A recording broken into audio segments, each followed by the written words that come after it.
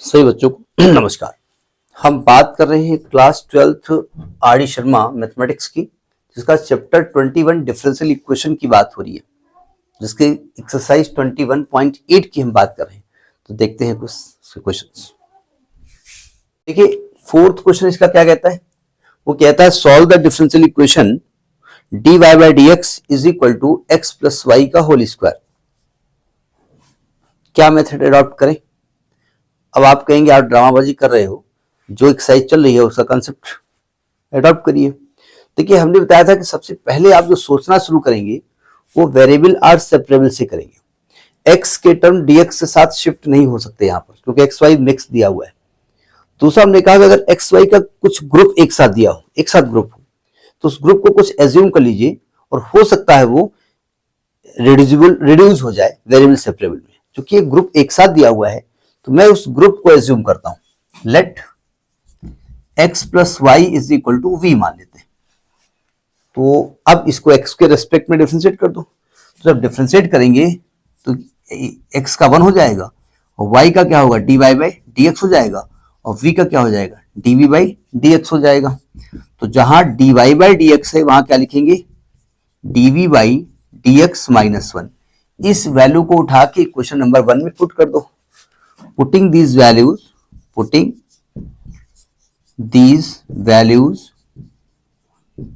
in equation 1 रखो यहां पर। तो ये क्या होने वाला है, dv by dx is equal to V square. क्या लिख रहे हो, sorry, dv by dx minus 1। dy by dx की वैल्यू क्या है, dv by dx minus 1 is equal to V square. तो dv by dx is equal to V square plus 1। जरा ध्यान से देखिए, अब v का फंक्शन dv के साथ शिफ्ट हो सकता है। ठीक, ले आओ। तो dv के नीचे ले आओ वी स्क्वायर और dx को अकेला कर दो। अब ये वेरिएबल सेपरेबल के फॉर्म में ब्रेक हो गया। ठीक है, अब 1 अपॉन वी स्क्वायर प्लस 1 की वैल्यू क्या होती है, tan इनवर्स v। तो tan inverse v is equal to x plus C. v का मान रख दो, v है x प्लस वाई, तो tan inverse x plus Y is equal to x plus c. देखो, आंसर यहां भी आप रोक सकते हैं।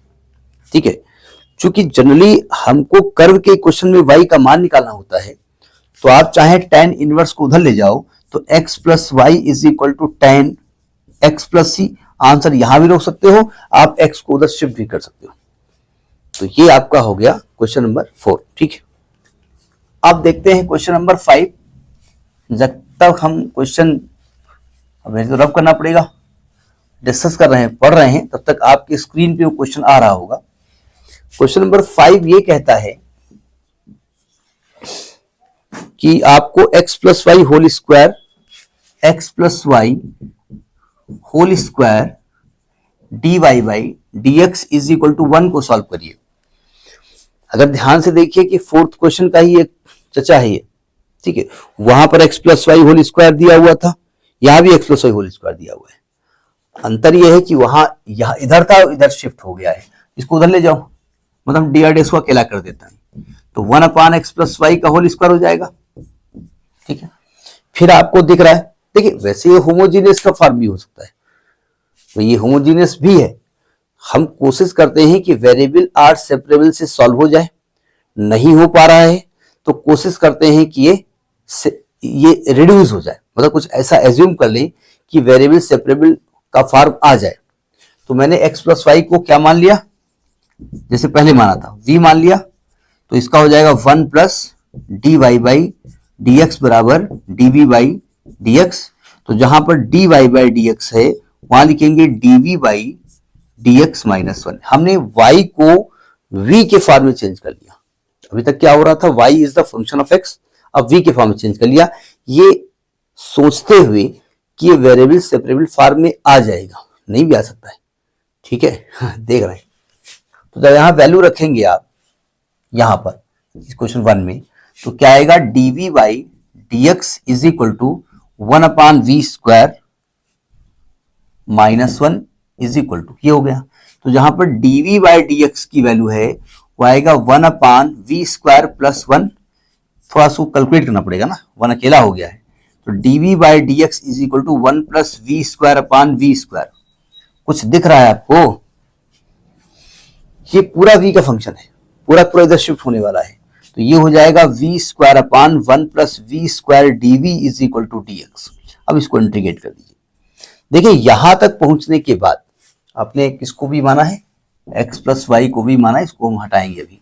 यहां तक पहुंचने के बाद हमारा इंटीग्रल का काम शुरू होता है, डिफरेंशियल इक्वेशन का काम खत्म होता है। अब अगर हम आपसे कहें कि भाई V square upon 1 plus V square का इंटीग्रल क्या होगा, तो आप क्या कहेंगे? नहीं मालूम, यही कहेंगे ना। सुनो ध्यान से, अगर यहां पर 1 होता ऊपर, वी स्क्वायर ना होता, तो 1 अपान 1 प्लस वी स्क्वायर होता है tan इनवर्स वी, ठीक है। यहां केवल v होता है तो हम नीचे वाली चीज को t मान लेते हैं, जिसका डेरिवेटिव प्रेजेंट है, लेकिन वी स्क्वायर घुस गया करके। तो देखो अगर ये 1 प्लस वी स्क्वायर हो जाए तो 1 प्लस वी स्क्वायर से 1 प्लस वी स्क्वायर कैंसिल हो जाएगा ना। तो हमने कहा भाई इसको ऐसे कर सकते हो, वी स्क्वायर को +1 कर दो, -1 कर दो, कोई दिक्कत।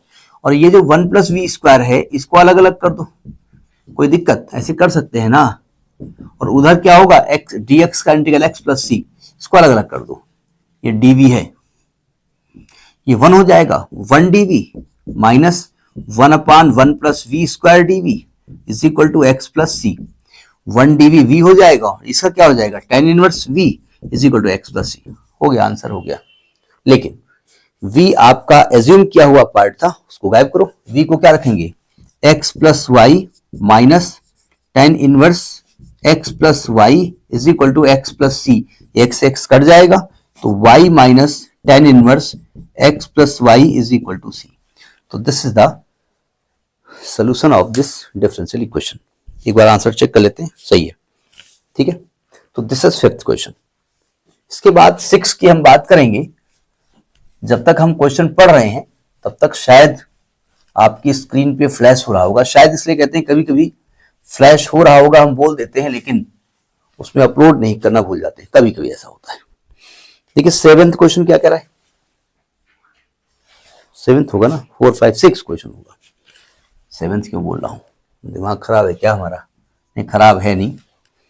6 क्वेश्चन कह रहा है cos square x minus 2y, cos square x minus 2y is equal to 1 minus 2 dy by D X, 1 minus 2 dy by D X. देखो ध्यान से, पहला दिमाग कहां जाएगा, वेरिएबल आर सेपरेबल, वो है नहीं है। दूसरा दिमाग क्या जाएगा कि एक्स और वाई का कोई ग्रुप दिया हुआ है, जी हाँ ये ग्रुप दिया हुआ है, इस ग्रुप को कुछ मान लो। हमने क्या माना, लेट x माइनस 2y को हमने v मान लिया। क्यों माना, पूरे ग्रुप को हटा नहीं सकते थे, उस ग्रुप को हटाने के लिए हमने माना। अब उससे आएगा नहीं आएगा वो बात की बात है।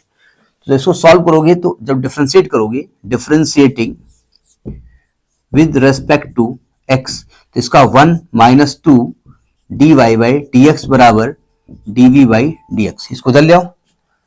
अच्छा देखिए हम ऐसा क्यों करें, जरा क्वेश्चन को ध्यान से देखिए, हमारा 1 minus 2 dy by D x ही तो दिया हुआ है, क्या के लिए निकालें dy by D x, dy by D x यहां से क्यों निकालें भाई, 1 minus 2 dy by D x की ही तो यहां दिया हुआ है। तो इस रिजल्ट को यूजिंग दिस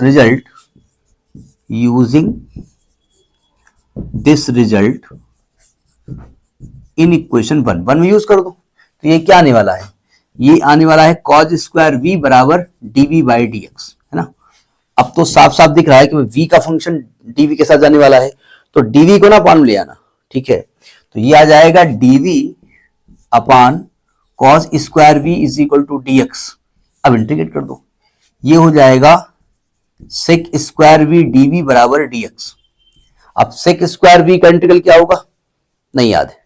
आप इस एक ऐसा फंक्शन तलाशिए जिसको डिफरेंशिएट करने पर sec स्क्वायर x आता, चूंकि tan x का डिफरेंशिएशन sec स्क्वायर x आता है, तो sec स्क्वायर x का इंटीग्रेशन tan x हो जाएगा, तो इसका tan v हो जाएगा।